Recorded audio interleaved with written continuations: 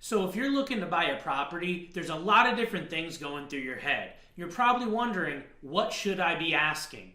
So in this lesson today, I want to go over the top questions that I recommend all my buyers ask before they actually move forward with putting an offer in on a property. Hi, this is Robert Weinberg, and on this channel we help individuals to take control of their future through expert mortgage and financial strategies. If you're new to the channel, please go ahead and hit the subscribe button. Also click the bell so you get notified on all of our future content. In this lesson, we're going to talk about the main questions that you should ask before buying a home. So I'm going to run down these pretty quickly, but hopefully you'll be able to get some tidbits and good information that you can use when you're searching for your property. So the first question is, what's my housing budget? And that's a really great question. You're going to want to talk to your mortgage advisor about. And as we always say, you want to meet with a mortgage advisor at least 60 to 90 days before you start the home buying process and look at properties so you have an idea of that budget. Not only what's comfortable for you on a monthly basis with a payment, but also what you can qualify for based on the particular mortgage and loan program that you're trying to use when purchasing a property. How much should you save for a down payment? Another great question for your mortgage advisor. There are mortgage programs with as little as 0 down all the way up to 5 or 10% down. So depending on the particular mortgage program that you're looking to get qualified for, that will determine how much money you need to save for a down payment, and of course the price range of the property that you're looking at. How much are closing costs? This is another one where the mortgage advisor will be key in telling you what the closing costs will be. At this point, early in the process, they'll have a good estimate so you can add that in with your down payment and know the total amount that you're going to need for closing. Do you need to save for moving expenses? Well, that's a question that you're going to need to figure out personally based on if you don't have a lot of stuff, maybe you have friends and family that can help you and do it at little to no cost. On the other hand, if you're bringing in stuff from out of state or you're moving a large amount quite a ways, it can cost thousands of dollars and sometimes even more to get that stuff moved in. And if it's going to cost quite a bit, you need to make sure that that's part of your new home budget and it's factored in with the down payment, closing costs, and your total household budget.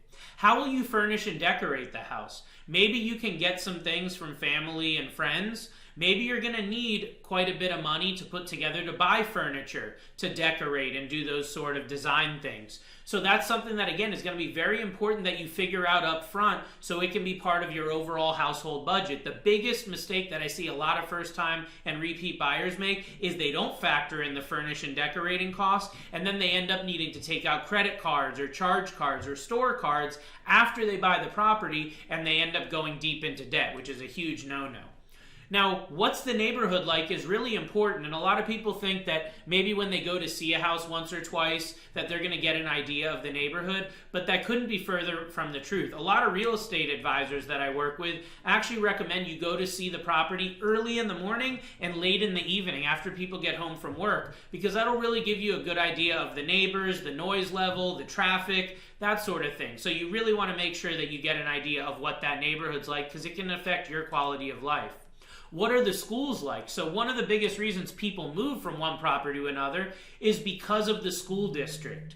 If you have kids now or you're planning on having in the next couple years, what the schools are like, their ratings and reputation is going to be a huge piece of information that you're going to want to know before you actually move forward with purchasing that property. Is the location prone to natural disasters? So this is something that you'll probably know based on the state or the particular area that you're in. But if you're moving from one place to another and it's out of state or out of the local area, it's definitely something that you'll want to check with your real estate advisor on to make sure that if there are any specific insurances you may need or other types of things that could help you if you know those type of natural disasters that could occur. Are there any problems with the house? So this is something that you're going to want to look at on a property by property basis. And you're going to want to talk to your realtor and have them discuss with the selling agent as well to see if there's been any problems with the house. Where I'm located in Connecticut, there's actually a disclosure that's required that the seller fill out as part of the home sale process where they can point out any major issues and disclose that to a potential buyer. How old is the roof? This is something that will be answered through a home inspection, and it also can be answered with an appraisal of the property once you're under contract. If the roof is very old, you know that it's going to need to be replaced here in the near future, that's a very large expense. Roof replacement can be in the multiple tens of thousands of dollars depending on the type and the size of the property. So if the roof is very old and needs to be replaced in the near future, you're going to want to know so you can factor it into your negotiation process as well as in your budget and how much money you're going to need for closing as well. How old are the appliances? So same thing. If the appliances are very old and outdated, you're going to want to make sure that that's factored into your overall budget of purchasing the home. At the same time, if the appliances were replaced recently, you know that that's taken care of and you're going to have them for quite a bit of time and not need to worry about that. What's included in the purchase price when you buy? So each property is going to be different, but it can be part of your negotiation strategy, working with your expert real estate advisor. There might be something in particular that you want them to include in the price of the home, and there might be some things that you absolutely want them to make sure that are removed when they sell the home and you buy it from them. These are things, again, to discuss with your real estate advisor and make sure that they're mentioned in your offer and in the sales contract.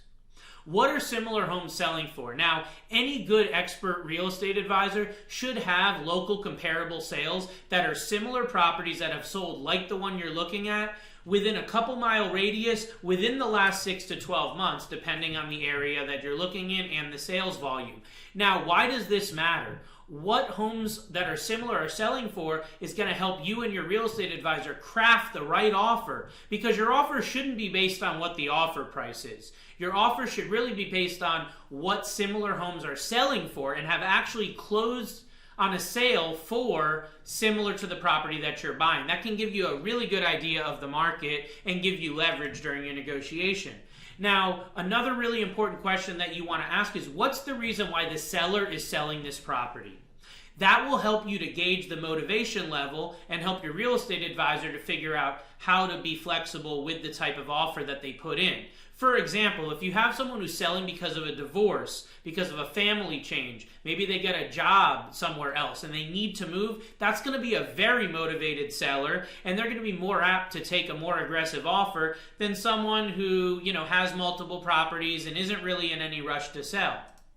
How many days has the house been on the market is really the final question that I think is important that you find out. And the reason is because this will also help to gauge the motivation level of that seller that you're dealing with. The longer the days that it's been on the market, the more motivated that the seller is going to be, especially when you're talking about winter months, when things in the Northeast can get very cold and the expenses can rise, which will help you to craft that right offer based on that motivation level of the seller.